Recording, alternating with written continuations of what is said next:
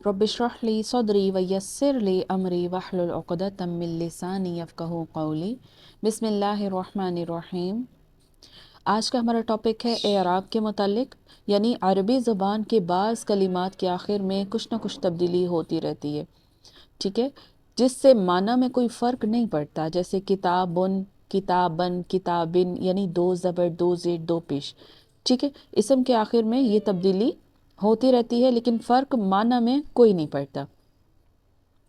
फिर उसके बाद देखिए इसी तरह जन्नतुन, जन्नतानी, जन्नतैनी, ठीक है। तो यानी तानी तैनी, ये दोनों जो हैं ये तस्निया के लिहाज से, इंशाल्लाह इसकी वजाहत आगे देखते हैं। अभी इसको इस तरह समझिए कि एराब में तब्दीली होती रहती है, लेकिन बाज़ कलिमात के आखिर में कोई तब्दीली नहीं होती। जैसे हादा इसम इशारा, फ़ी हर्फ है, और अल्लज़ी क्या है, इसम मौसूल। ज़रूरी नहीं है, इनके अलावा भी और अल्फाज हैं, ठीक है, जो हमें कुरान पाक में वैसे के वैसे नज़र आते हैं, उनमें कोई तब्दीली नहीं हुई होती। तो आहिस्ता आहिस्ता हम आगे पढ़ेंगे ना, तो ये चीज़ वाज़े होगी, ठीक है। अब देखिए एराब होता क्या है। किसी कलिमे के आखिर में होने वाली ऐसी तब्दीली जिससे माना तब्दील ना हो, वो एराब कहलाती है। फिर इसकी दो किस्में हैं, यानी एराब बिल हरकत, एराब बिल हर्फ, ठीक है। एराब बिल हरकत क्या होता है, यानी किसी कलिमे के आखिरी हर्फ पर मौजूद हरकत, ज़म्मा, फ़तहा, कसरा की तब्दीली को एराब बिल हरकत कहते हैं। जैसे किताबुन, इससे हो गया किताबिन, फिर हो गया किताबन। तो ये बा के ऊपर दो पेश, दो ज़ेर और दो ज़बर, ये जो आई हैं आखिरी हर्फ पर, ये तब्दीली ये क्या कहलाती है, एराब बिल हरकत, यानी आखिरी हर्फ की हरकत तब्दील होती है फ़तहा, कसरा, ज़म्मा के लिहाज से। तो इसके अलावा दूसरी किस्म जो है एराब बिल हर्फ, उसमें क्या होता है कि किसी कलीमे के आखिर में मौजूद हर्फ में तब्दीली को एराब बिल हर्फ कहते हैं, और ये तब्दीली सिर्फ अलिफ, वाव और या में होती है, ठीक है। बाकी पूरे लफ्ज़ में नहीं होती, बल्कि अलिफ, वाव और या में होती है। इसको ऐसे समझेंगे कि बाज़ अल्फाज के आखिर में हरकत तब्दील होती हैं और बाज़ में सिर्फ हरूफ तब्दील होते हैं, यानी जिनमें हरकत तब्दील होती हैं उनमें हरूफ तब्दील नहीं होते। जैसे कालिमतन, कालिमतुन, कालिमतिन। अब इसमें क्या हुआ है, एराब में हरकत में तब्दीली हुई है, ठीक है। तो अब यहाँ इसमें हरूफ की तब्दीली नहीं होगी, ठीक है।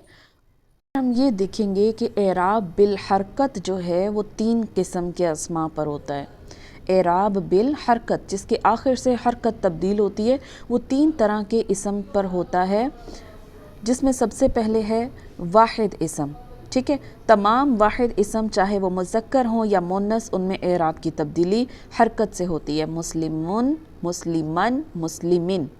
फिर अलिफ लाम लगेगा ख़ास मुसलमान के लिए, अल मुस्लिमु, अल मुस्लिमा, अल मुस्लिमी। फिर इसी तरह मुस्लिमतुन, मुस्लिमतन और मुस्लिमतिन। फिर इसी तरह अल मुस्लिमतु, अल मुस्लिमता, अल मुस्लिमती, ठीक है।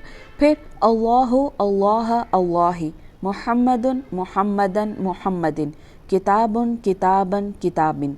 इसी तरह अल किताबु, अल किताबा, अल किताबी, ठीक है। तो ये इसम, आप कोई भी इसम इसके साथ इस तरह जो है एराब बदल बदल कर जो है वो देख सकते हैं। फिर जमा मुकस्सर क्या होता है, यानी जिसमें एराब हरकत के लिहाज से तब्दील होगा, उसमें है जमा मुकस्सर। तमाम जमा मुकस्सर इसम चाहे मुज़क्कर हैं या मुन्नस, उनकी तब्दीली भी हरकत के लिहाज से होगी। जैसे रिजालुन, रिजालन, रिजालिन, अर्रिजालु, अर्रिजाला, अर्रिजाली, कुतुबुन, कुतुबन, कुतुबिन, या अल कुतुबु, अल कुतुबा, अल कुतुबी, निसाउन, निसाअन, निसाइन, या फिर अन्निसाउ, अन्निसाआ, अन्निसाई, ठीक है। फिर उसके बाद है जमा सालिम, मुन्नस अस्मा।